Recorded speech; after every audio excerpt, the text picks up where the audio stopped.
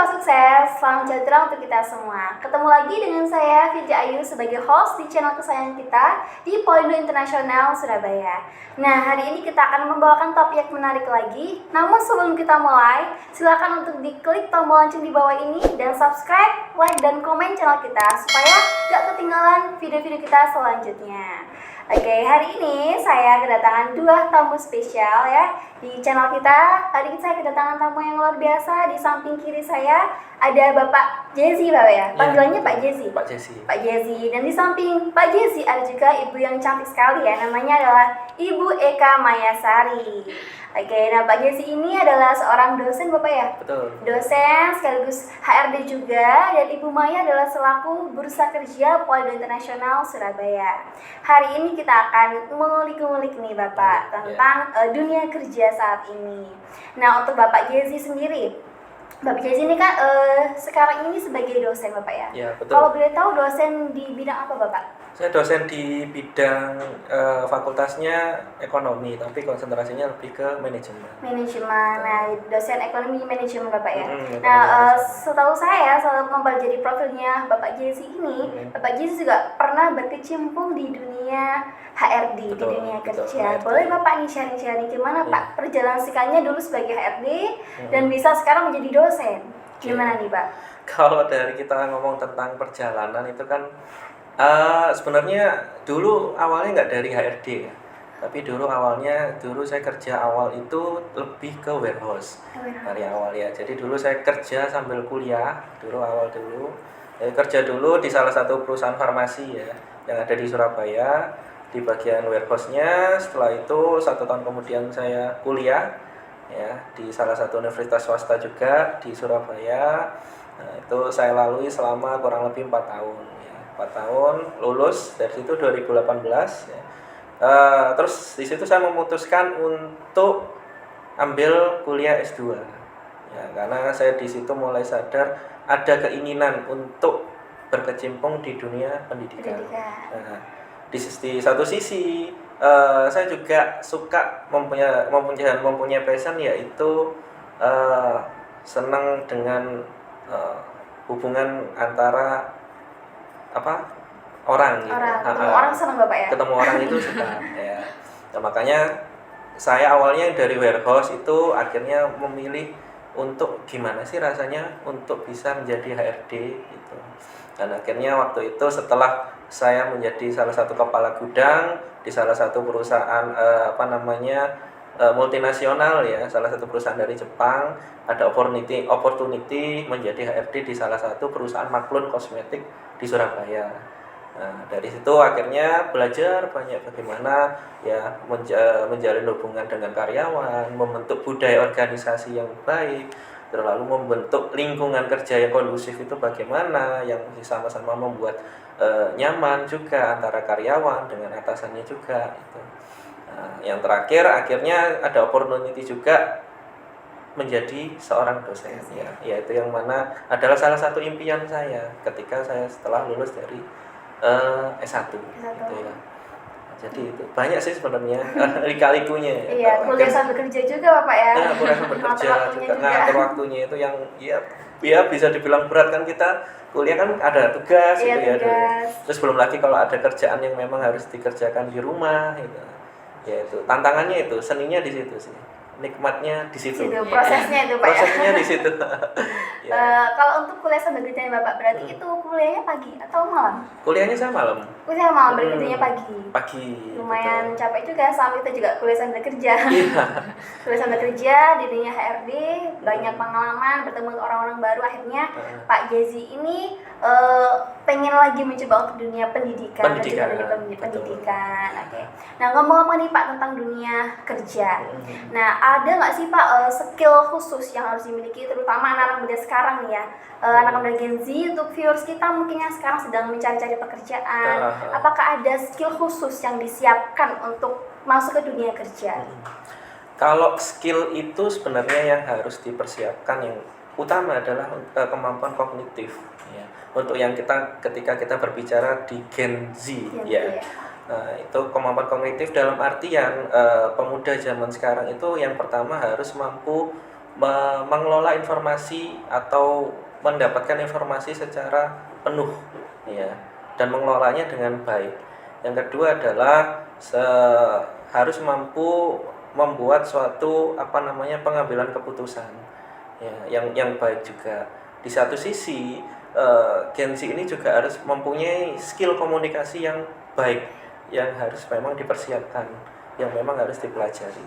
Dan yang terpenting kalau menurut saya adalah Gen Z ini yang harus dipunyai adalah dari segi mentalitasnya. Ya, kalau saya melihat yang paling penting sebenarnya adalah itu. Ya, karena zaman sekarang ini kalau saya bisa katakan adalah banyak sekali orang yang pintar sebenarnya. Banyak sekali orang yang cerdas, punya skill banyak, namun belum didukung dengan kematangan mental yang baik. Ya, akhirnya itu nanti menurut saya akan sia-sia, karena dengan kepintaran saja tapi tidak dibarengi dengan mentalitas yang kuat. Nah, akhirnya nanti ketika ada masalah sedikit dia bingung, stres akhirnya. Langsung baper ya Pak? Iya, baper bener. Rasa kayak aduh gimana ini bingung nggak? Itu sebenarnya yang akhirnya yang seharusnya dia bisa, kalau dia mentalnya kuat untuk mengatasi hal itu, akhirnya dia down, dia nggak tahu gimana, akhirnya karirnya terhenti itu karena dia merasa aduh aku nggak sanggup gitu. Nggak kuat di sini aduh kerjaannya kok berat ya, misalnya seperti itu, aduh tantangannya kok seperti ini gitu. Padahal seharusnya seorang pemuda mentalitasnya memang harus dibentuk. Salah satunya pembentukan mental ini bisa dibentuk ketika kuliah sambil kerja itu kan. Pembentukannya di situ kan. Dia harus menjalani dua profesi, gimana menyeimbangkan, gimana gimana keduanya bisa beriringan jalan dengan stabil itu. Jadi memang butuh juga yang namanya problem solving Bapak ya. Iya, problem solving. Apalagi ikut kuliah pasti ada mungkin tugas yang susah nih. Iya. Gimana caranya kita bisa menyelesaikan itu. Betul. Kalau dari Ibu Maya sendiri Bu, gimana nih Bu? Apakah ada skill khusus untuk yang anak-anak muda zaman sekarang ketika masuk ke dunia kerja? Oke, mungkin di sini saya menambahkan aja ya, ya, Pak boleh. ya. Jadi sesuai sama yang Pak Jes tadi sampaikan, itu memang realitanya seperti itu, Pak ya. Jadi betul. untuk saat ini yang dibutuhkan dunia kerja memang yang pertama harus komunikasinya itu bagus, ya kan? Karena itu kan juga jadi apa ya, kayak jualan gitu Pak ya. Iya, Bisa branding. dibilang kita itu branding ya, diri branding. kayak Betul. gitu, membranding diri kita dengan komunikasinya lancar, terus percaya diri, terus tambahan skill khusus. Mungkin ya kalau misal skill yang di dalam diri kita itu misal akuntansi, berarti kita harus menambah skill baru. Betul. Kita harus menyesuaikan di era saat ini itu yang lagi banyak dicari itu seperti apa. Betul. Jadi misal ya sekarang kan di era pandemi seperti ini itu kan banyak sekali perusahaan-perusahaan yang sudah beralih ke digital juga. Jadi kita juga harus mempelajari gimana sih supaya kita bisa terjun di dunia digital. Kita mempelajari konten kreator, kita mempelajari admin marketplace dan lain-lain. Itu kan penting juga. Jadi kita nggak terfokus hanya satu bidang aja. Tapi kalau bisa ya beberapa bidang harus kita kuasai. Memang tuntutan pekerja ya Pak ya kayak gitu. Jadi nggak ketinggalan zaman gitu Bu ya, harus up to date juga. Biar multi talent di perusahaan. Betul. Dan apalagi tadi Pak Jezi juga bilang mental itu harus terbentuk sejak awal. Memang benar Pak. Kadang-kadang anak-anak itu keluhannya itu takut sama target Pak. Iya. Takut nanti nggak bisa gitu. Betul. Ya, Padahal kita kan kalau semisal kerja dimanapun posisinya, divisinya semuanya ada target pasti Pak ada target, nggak mungkin nggak ada. Benar. Kuliah aja ada target tugas. Iya. Benar sekali. Lah itu yang ditakutkan beberapa personal atau beberapa siswa di area situ. Tapi insya Allah kalau di Polindo sendiri kita sudah mulai pembentukannya di awal-awal semester supaya nanti di pertengahan juga anak-anak udah siap untuk terbiasa. Iya betul. Karena kan kebanyakan orang sekarang mungkin awal kuliah masih nyantai nih Bapak, nyantai. Apalagi nggak ikut organisasi, nggak ikut kegiatan, yang penting kuliah pulang. Setelah lulus, wah baru nih merasakan dunia sebenarnya ini. Masuk lamar kerja sulit, persaingan di dunia kerja juga sulit, apalagi masuk ke dunia kerja yang baru. baru, Yang awalnya baru. di kelas kuliah, masuk ke dunia kantor misalkan, itu berbagai karakter orang kan Betul. bertemu di sana itu. Betul. Pentingnya Betul, kita betul. belajar di lebih awal dan juga memupuk skill di lebih awal. Akhirnya kita terbiasa dengan mental kita yang terlatih gitu Iya, Bapak Ibu ya. betul. Terbiasa dengan banyak tuntutan juga. Iya, target Iya, juga. Betul. Oke, ngomong-ngomong nih Bapak, tadi kan harusnya terbiasa dengan mental yang kuat. Nah, kebanyakan anak-anak sekarang kan mungkin jarang ikut organisasi, mungkin kegiatan iya. webinar, seminar yang positif Bapak ya. Nah, setahu saya yang saya pelajari dari profilnya Pak Jesse ini, Pak Jesse juga pengalaman ikut organisasi yang banyak Bapak ya. Iya. Apakah ikut organisasi itu penting nggak sih Pak untuk menunjang kita bekal masuk ke dunia kerja, apalagi untuk yang fresh graduate yang belum punya pengalaman magang, belum punya pengalaman Iya. kerja, tapi hanya punya pengalaman di organisasi. Organisasi, Apakah iya. itu penting Bapak? Oke. Dan seberapa pentingnya itu? Oke, kalau kita berbicara organisasi ya, mungkin tadi sedikit saya tambahkan yang skill dulu ya. Oh, ya, boleh. Skill itu yang salah satu, nanti ada korelasinya juga dengan organisasi ini. Ya, yang penting juga adalah leadership skill. Leadership Itu yang skill. tadi belum saya sampaikan. Nah, itu juga penting lah. Salah satunya membentuk leadership skill itu adalah kita akan bisa dapatkan di dalam organisasi. Ya, pertama itu karena nanti di dalam organisasi mau nggak mau kita akan ada porsi di mana kita akan memimpin suatu project ya yang ya berdasarkan saya alami gitu ya, meskipun awalnya di situ di organisasi mungkin kalau di universitas itu kan ada BEM Iya, ya BEM. ada HIMA gitu Iya. ya, meskipun mungkin kita bukan ketua HIMA atau ketua BEM tapi akan ada di satu momen kita akan menjadi ketua, misalnya ada project ini, kegiatan ini lah. Dari situ kita akan belajar ya gimana cara mengorganisasikan kegiatan itu dengan baik, gimana cara memanage orang itu dengan baik, gimana goalsnya kegiatan itu akhirnya bisa berhasil. Nah, itu salah satunya kita bisa dapatkan di dalam organisasi. Ya. Lalu apa korelasinya dengan dunia kerja? Apakah ada? Tentu saja ada korelasinya dan sangat besar, apalagi untuk fresh graduate. Biasanya kalau based on pengalaman saya sebagai HRD, ketika saya melihat seorang kandidat karyawan itu adalah seorang fresh graduate, yang pertama saya lihat adalah apa sih aktivitas dia selama kuliah gitu. Keaktifannya seperti apa gitu. Misalnya dia organisasinya dia seperti apa gitu. Nah, itu yang menjadi salah satu indikator seorang HRD untuk melihat potensi dari seorang karyawan yang masih fresh graduate. Ya, semakin banyak dia mengikuti organisasi, kegiatan-kegiatan ya. HRD mungkin dari awal akan bisa melihat anak ini akan bisa mempunyai proses adaptasi yang cepat ya, karena dia sudah terbiasa sama orang ya.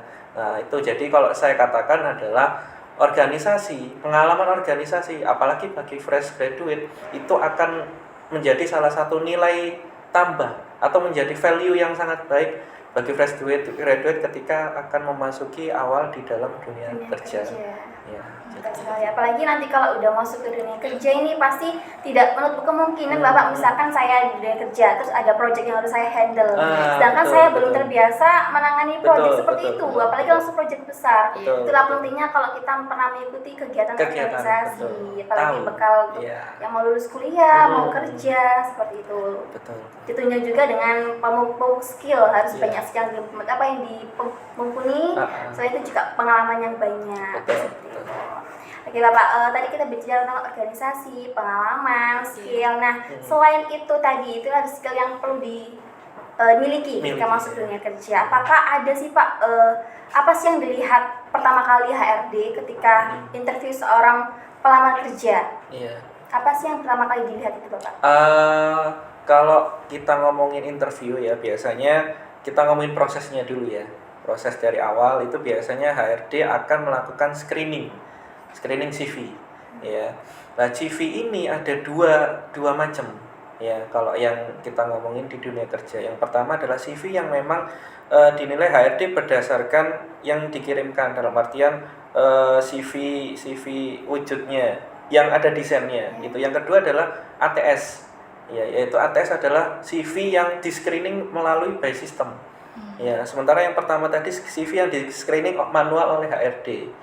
Nah, bagi calon pelamar kerja itu minimal harus bisa memastikan dulu di perusahaan ini menerapkan yang namanya CV screening manual atau CV yang berdasarkan ATS. Iya. Karena apa? Kalau misalnya kita tidak tahu, itu nanti ketika kita ngirim CV yang banyak modelnya itu ya, banyak warnanya. Padahal sebenarnya CV yang di situ itu adalah ATS, itu nanti nggak akan kebaca. Nah, nanti otomatis HRD nggak akan bisa melihat CV kita. Itu filter awalnya di situ. Jadi bagi para kandidat pelamar kerja itu harus punya edukasi atau literasi terhadap itu. Ya. Kalau misalnya memang CV-nya di screening manual ya, yang pertama memang harus disiapkan adalah CV itu jangan pakai model yang kaku. Ya, dalam artian harus sekreatif mungkin. Iya. Dan pertama harus informasinya harus lengkap. Ya, mulai disebutkan pengalaman kerja, mulai tahun berapa, job disk-nya apa, pengalaman organisasinya apa, kuliahnya apa, IPK-nya berapa, terus karakter dirinya itu seperti apa. Itu harus informatif mungkin di dalam CV. Ya, itu kalau misalnya di screening secara manual oleh HRD. Di ATS pun sama, harus informatif mungkin. Cuman kalau di ATS itu jangan ada CV yang mempunyai desain hitam putih. Iya, Jadi itu setelah melalui screening itu kita ngomongin step by stepnya ya. HRD biasanya akan melakukan pemanggilan calon kandidat karyawan. Yaitu apa? Berdasarkan apa? Yang pertama mungkin dilihat berdasarkan kualifikasinya. Kualifikasinya sesuai nggak dengan yang dibutuhkan gitu ya. Misalnya kayak butuh HRD ini butuh R&D. R&D otomatis yang dicari pasti banyak adalah jurusan kimia. Betul. Ya, dari jurusan kimia, terus mungkin apoteker gitu. Nggak mungkin dia akan screening, oh ini coba anak manajemen tak masukin. Nah, itu terlalu jauh. Ya, karena kan manajemen nggak mempunyai basic tentang bahan-bahan kimia dan lain sebagainya. Nah, setelah itu baru screening dipanggil biasanya dari ribuan kandidat ya. Ribuan atau ratusan itu ya di screening. Minimal maksimal adalah 10 CV yang benar-benar mendekati sesuai kualifikasi yang dibutuhkan. Ya, secara screening akan diinterview oleh HRD. Lah, apa yang mungkin dilihat oleh HRD? Yang pertama, ya dari CV itu kita sudah sedikit ada gambaran, ya kan? Nah, setelah itu akan ada proses psikotes. Ya, dari psikotes itu kita bisa ngerti karakternya. Seperti yang tes yang ada kan seperti tes TISC, MBTI, itu nanti akhirnya bisa dibaca. Oh, karakter orang ini gimana? Oh, dominans berarti ini orang ini sebenarnya itu punya jiwa kepemimpinan. Oh, atau influence. Oh, influence ini orang ini kecenderungannya adalah bekerja sebagai seorang marketing. Karena dia humble orangnya, gampang cepat akrab itu sama orang. Terus kalau steadiness orang ini orang yang tenang, orang yang mampu mengatasi keadaan situasi dengan baik. Oh, orang ini cocok dari HRD. Oh, kalau yang compliance ini orang yang dia tuh suka dengan yang di belakang komputer aja. Tekun, teliti, orang ini cocok dengan finance. Nah, itu yang awalnya digali HRD dari situ. Setelah proses interview yang dipersiapkan tentu saja adalah bagi seorang pelamar itu pelajari dulu. Dia misalnya mau melamar di perusahaan A ya. Perusahaan A ini bergerak dari bidang apa sih? Itu pasti akan menjadi pertanyaan utama bagi seorang HRD. Apa yang kamu tahu dari perusahaan ini pasti itu akan ada. Termasuk saya dulu. Nah, kalau misalnya kita awal sih sudah nggak bisa nyebutin, wah pasti next gitu. Nggak akan masuk sebagai salah satu point of view dari HRD itu. Jadi minimal perlu pelajari dia berdirinya tahun berapa, pemiliknya siapa dan lain sebagainya. Terus juga yang terpenting adalah sikap ketika interview itu juga berpengaruh. Bagaimana kita mempunyai ketenangan dalam menjawab ya, walaupun kadang kita itu sebagai pelamar itu nggak semua hal kita tahu. Tapi setidaknya kita punya sisi ketenangan yang mana pertanyaan-pertanyaan yang sebenarnya kita tidak tahu tapi kita punya jawabannya. Nah, itu yang pasti ketika interview usahakan untuk selalu menatap mata HRD. Tapi yang perlu digarisbawahi menatapnya jangan kesannya mengintimidasi. Kadang ada ya tatapan yang kesannya tetap dengan tatapan-tatapan yang biasa aja biasa. Gak terlalu tajam. Gak terlalu tegang juga. Betul. Nah, itu yang perlu mungkin di awal ya. Ya selain juga performa juga penting ya. Grooming juga, penampilan, personality ya, kerapian itu juga penting ya. Tapi untuk zaman sekarang sih, di era sekarang ini banyak kadang perusahaan yang sudah memperbolehkan pakai jeans gitu. Ya, nggak jadi masalah gitu. Tapi biasanya kalau saya lihat sih yang penting dia rapi. Pokoknya nggak secara nggak, bukan yang ganteng atau cantik, nggak ya. Menarik personalitinya itu oke, itu yang ya itu juga salah menjadi salah satu kriteria penilaian bagi HRD dalam melakukan proses hiring karyawan. Jadi banyak sekali Bapak yang dari kita harus penting tahu dulu nih perusahaan ini di bidang apa. Betul kita contoh kayak kita beli baju lah, minimal kita tahu bahannya dulu, dari mana asalnya, importnya seperti itu. Nah kalau dari Pak Jadi sendiri dari penampilan juga penting, personality penting, skill dan sebagainya. Kalau dari Bu Maya sendiri Bu, ketika penyaluran kerja ini Bu, apakah ada kualifikasi khusus untuk mahasiswa nih, untuk supaya anak ini masuk ke perusahaan ini sudah persiapan yang banyak, jadi agar ketika masuk kerja itu tidak merasa kayak aku belum tahu perusahaan apa ini, apakah ada persiapan khususnya? Iya. Jadi untuk persiapan khusus buat adik-adik yang mau melamar, apalagi yang belum pernah terjun ke dunia kerja, otomatis kan mereka bingung nanti di interview apa aja ya. Jadi saya selaku bursa kerja pasti akan memberikan informasi ke siswa, kamu sebelum interview coba dicari dulu beberapa pertanyaan-pertanyaan yang sering muncul. Kalau di internet itu kan informasi apapun ada lah ya kan. Jadi kita harus cari tahu setidaknya itu yang sering muncul di interview itu apa. Terus nanti untuk jawabannya itu seperti apa, kayak gitu. Terus yang perlu ditegaskan lagi juga CV-nya itu tadi seperti yang Pak Jess sampaikan, CV. Kalau zaman dulu kan CV ditulis tangan gitu Pak ya. Kalau sekarang nggak ada tulis tangan, semuanya komputerisasi. Apalagi sekarang ada aplikasi-aplikasi yang menawarkan template gratis gitu Pak ya. Template CV gratis. Itu anak-anak juga harus memahami. Meskipun itu biasanya kan, loh Bu, saya nggak bisa desain, Bu, saya nggak bisa ini, nggak bisa itu. Nggak apa-apa, kamu usahakan dulu. Sekarang itu banyak sekali aplikasi, usahakan aplikasi itu kamu manfaatkan gitu kan. Terus yang lain, untuk mengetahui budaya perusahaan itu juga penting. Kadangkala kan saat interview itu ada beberapa pertanyaan yang mengecoh Pak ya. Jadi beberapa pertanyaan yang mengecoh, salah satunya seperti apa yang kamu ketahui tentang perusahaan ini gitu. Semisal kamu nanti dipindah tugaskan ke luar kota, apakah kamu bersedia? Bisa gitu Pak ya. Lah kadangkala itu di luar kota itu nggak ada cabang, tapi disampaikan saat interview. Nah itu kan kita juga harus mengantisipasi pertanyaan seperti itu. Betul. Kayak gitu Pak ya. Betul. Nah terus ada lagi, memang kita nggak memungkiri memang penampilan itu penting, karena cover pertama saat dilihat itu adalah penampilannya. Kalau misal penampilan acak-acakan, otomatis yang interview kan agak gimana gitu Pak ya, nggak semangat untuk interview. Tapi kalau rapi, terus anaknya juga ngomongnya enak, komunikasinya enak, pasti interviewnya bakalan menarik gitu ya Pak. Betul. Karena kan saya juga pernah nih Pak dengar berita nih di sosial media adanya beauty privilege ya. Apabila ada yang mungkin yang good looking nih, ini paling yang istilahnya kayak lebih gampang masuk ke dunia kerja. Apakah itu benar sih Pak di dunia kerja itu? Kalau misalnya untuk kebutuhan-kebutuhan tertentu itu memang masih ada. Cuman itu nggak menjadi salah satu utama. Bahwasanya orang yang cantik, yang ganteng akan menjadi gampang diterima. Ya biasanya mungkin itu untuk profesi misalnya sales gitu ya, yang memang membutuhkan untuk sebagai daya tarik.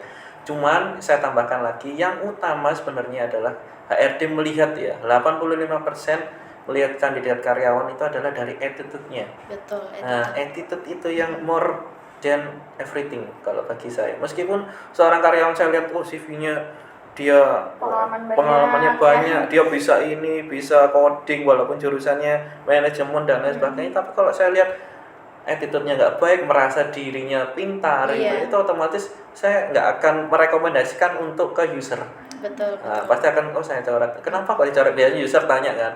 Ya saya nilai karena attitude-nya nggak baik, karena dia merasa pintar. Nah nanti kalau semuanya. Betul, kalau misalnya seperti itu tidak akan bisa mengikuti apa budaya kerja yang akan di perusahaan, karena dia merasa dirinya mampu, dirinya sanggup. Itu jadi yang utama adalah kalau misalnya bagi calon karyawan atau calon pencari kerja, yang utama adalah attitude. Ya, belajar untuk mempunyai attitude yang baik, belajar untuk menjadi pendengar yang baik. Ya, jadi itu sih yang utama. Itu juga penting karena kan kalau kita mau di suatu tempat gak di dimanapun dengan siapapun, kalau yang pengen dihargai pasti kita harus menghargai orang lebih dulu. Betul. Oke, baik. Yang tadi kita bicara tentang gimana sih cara tips untuk bisa di dunia kerja, lolos interview dan sebagainya. Nah, ketika nih Pak, kita sudah lolos di tahap interview. Misalnya kita diterima di sebuah perusahaan yang mana kita belum tahu nih gimana lingkungannya di sana. Sedangkan kita sebelumnya basicnya adalah seorang mahasiswa yang belum punya banyak pengalaman. Nah, gimana sih caranya kita supaya mudah beradaptasi dengan lingkungan yang baru dan orang-orang yang baru?